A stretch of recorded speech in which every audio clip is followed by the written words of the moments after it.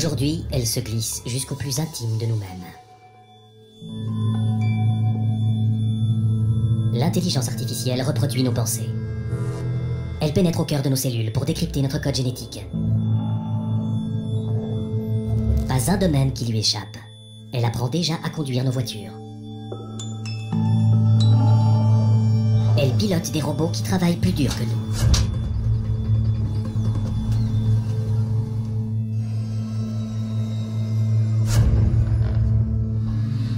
Alors demain à ses côtés, quelle sera notre place?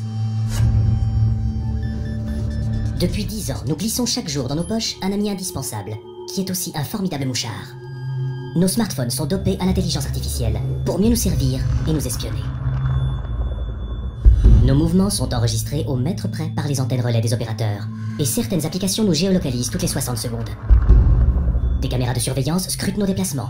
Sur les réseaux Wi-Fi publics, des inconnus siphonnent le contenu de nos téléphones. Dans la chaussée, des capteurs enregistrent nos trajets. L'intelligence artificielle régule le trafic. Elle prédit la météo et le taux de pollution. Notre activité digitale génère une avalanche de données. À chaque minute, 3,3 millions de contenus sont postés sur Facebook, 3,8 millions de recherches lancées sur Google, 29 millions de messages envoyés sur WhatsApp. En 2020, chaque être humain produira 1,7 MB d'informations par seconde. Des torrents de données, stockés dans des serveurs étalés sur toute la surface du globe. C'est l'ère du Big Data, le pétrole du 21e siècle. Aujourd'hui, elle se glisse jusqu'au plus intime de nous-mêmes. L'intelligence artificielle reproduit nos pensées. Elle pénètre au cœur de nos cellules pour décrypter notre code génétique. Pas un domaine qui lui échappe. Elle apprend déjà à conduire nos voitures. Elle pilote des robots qui travaillent plus dur que nous.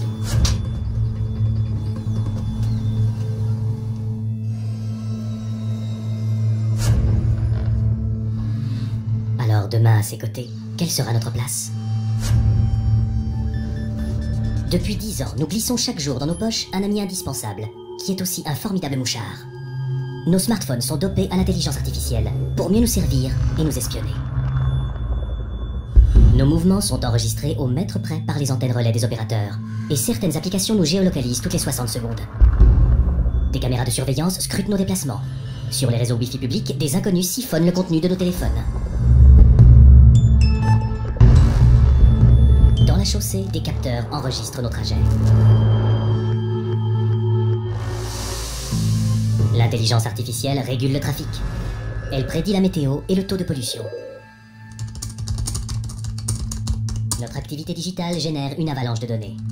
À chaque minute, 3,3 millions de contenus sont postés sur Facebook, 3,8 millions de recherches lancées sur Google, 29 millions de messages envoyés sur WhatsApp.